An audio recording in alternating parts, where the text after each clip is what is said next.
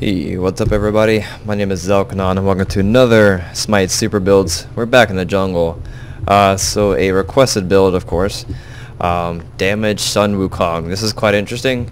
I kind of knew maybe one day this would be, brought forth, but not this soon. So, but it's really cool. Did a little bit of researching with the items and how its progression and whatnot, and referring back to other Sun Wukongs that I faced that were pure damage, and came up with this. So let's go over the items. So this is pure damage Sun Wukong. Just keep that in mind.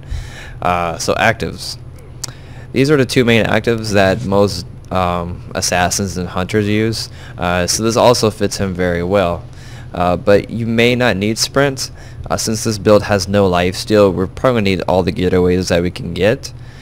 So the combination of our 3 and our 4 and our sprint and purification beads, we have a lot of escape, and we can quickly move around the map and just get out of sticky situations that we can't handle. But if you do feel like you need lifesteal, the item that I would right away kind of switch around would probably be either Jones Wrath or Shifter Shield. But in some sense you may not need lifesteal with the amount of getaways that you have, and we also have our ulti in case you really do need health and to instantly get away. So that's why you can get away without having lifesteal on the pure damage Sun Wukong build. But as you can see here, for our boots we have Warrior Tabby instead of Ninja. This gives overall more damage output, and his cooldowns overall aren't that long of a duration. As long as we have this Jones Wrath reduced by 25% of our cooldown timers, that's all we really need. So it's plenty. With this combination, we get a good amount of penetration and cooldown reduction, and a fair bit of power just right off the bat with 2 items. And the third item is going to be Shen Size. You can switch this with Jones Wrath if you feel like it. If you're not having too much issue with the cooldown reduction or cooldown timers right off the bat.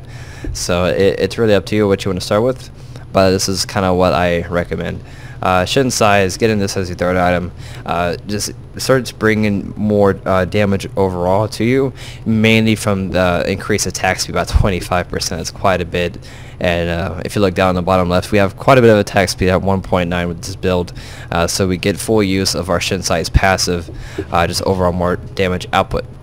Finally, oh, not finally, this is halfway through, sorry. So we have Shifter's Shield, once known as Eye of Retaliation. It's kind of pricey. I think it's like 2,700 gold. I could be wrong in that, but I know it's pretty pricey. But it allows Sun Wukong to be that mix between tanky and not really tanky, but have enough sustain defense-wise and give you that power. And also with his passive, with the Undefeated Body, it works really well with that. So when he's below 35% health, if you don't know this already, he gains plus 10% crit chance and 10 protection, plus another 1% of crit chance and 1 protection point to current level. So once you reach that threshold of once you hit below 50%, you get the passive for Shifter's Shield, granting you the more protections. Let alone if you get the 35%, now you have the granted protections, and then you have your passive for more protections. So this is another way and reason why we can get away with having lifesteal, is that once we get really low HP, we have a lot of protections, and we have the cooldown time reduced, so you can get away pretty easily with having lifesteal. So this allows for more damage output for you. Then once you're over 50% HP, you have another 20 physical power on top of the 40, so that's 60 from this one item. Really great item. And then to top off our damage output is the Rage and Deathbringer combo. Really great combo, a lot of crits, attack speed, the usual, pretty much. So let's go ahead and start doing some basic damage. So we have 230 physical power. That's a lot, especially combined with the 1.9 attack speed. And then our HP is sitting fairly nice at 2100. Not too bad being a damage build. And then I forgot to mention our defense is 93 physical defense and 63 magical defense. Not too bad. We don't need that too high, but it's nice to have that much defense and HP being a damage dealer. So as you see, I was hitting 981 damage. Of course, that's on a jungle minion, but that's a lot of damage output from this build, being a warrior at that. So I'm not going to grab that just yet. I'm going to do a little bit more testing of damage. That way you guys can see all the damage output on a variety of mobs. So as you see, he does have a attack progression. So you got, the 500s, 700s, and 900s in there. But having a good amount of attack speed, we can get all those numbers, and it's more of the high numbers for you in that case. So now I'm going to test a little bit in raw. So sorry, I was kind of blinded there. Hopefully you get to see a little bit. So we have our white basic damage, we have the yellow damage with the shin size, which I think will be patched here soon. So they do the maximum HP of the target rather than they're missing. Similar to the Shin's blades that once got removed. So that's going to be that quadra kill. Yay.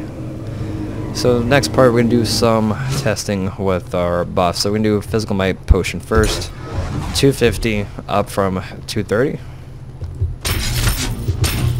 Nice, good damage outputs. Do our elixir. I'm going to go ahead and fly over to red buff and grab that.